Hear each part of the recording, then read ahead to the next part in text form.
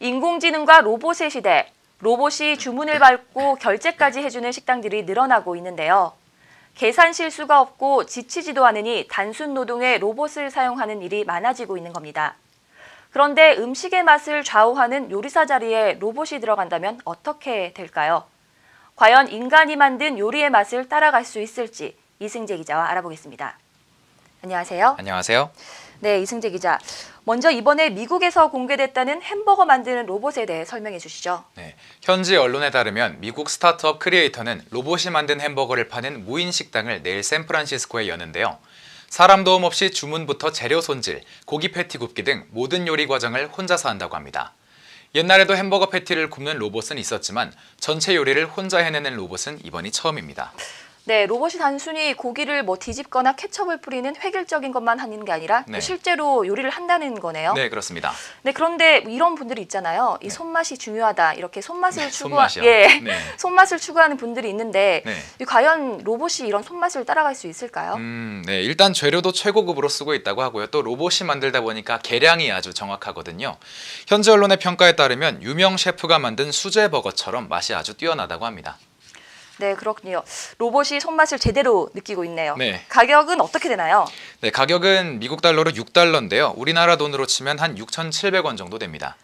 아, 6,700원이요. 이 7,000원이 안 된다는 건데 이 네. 로봇이 만들었다고 해도 어쨌든 수제버거잖아요. 네, 그렇습니다. 이 미국이라는 걸 감안하면 보통 한 12달러에서 15달러 정도는 돼야 될 것 같은데 왜 이렇게 싼 건가요? 네, 바로 인건비가 절약되기 때문인데요.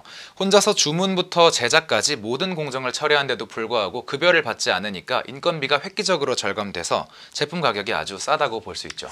네, 그렇군요. 그런데 이렇게 되면은 일자리 감소나 로봇과의 인건비 경쟁에서 인간이 무조건 밀릴 수밖에 없지 않나요? 이 비판의 목소리가 있을 것 같은데요. 네, 물론 비판도 있습니다. 이런 무인 식당의 등장으로 인해 앞으로 요식업계에서의 고용이 크게 줄어들 거라는 비판인 건데요. 이에 대한 대책으로 바르다코스타스 크리에이터 CEO는 재료와 식당을 관리하는 직원들의 시급을 16달러로 책정했고요. 직원들의 근무 시간 일부를 자기 개발에 쓸 수 있게 한다고 합니다. 네, 일자리가 줄어드는 부분은 근본적인 대책이 안 되겠지만 일단 급여가 올라가고 자유 시간이 늘어난다는 거군요. 네, 그렇습니다. 네, 그러고 보니 중국에서도 이런 무인 식당을 계획하고 있다고 저희가 보도한 적이 있는 것 같은데요. 네, 중국 전자상거래업체 징동닷컴은 오는 8월 로봇 식당 조이스를 연다고 발표를 했었는데요. 주문 수령부터 요리와 서빙까지 전 과정을 로봇이 맡을 계획이고요. 징동닷컴의 로봇 셰프는 중국 유명 셰프의 요리법을 학습해 40여 가지 중국 요리를 5에서 10분 만에 만들 수 있다고 합니다. 네, 우리나라는 어떻습니까?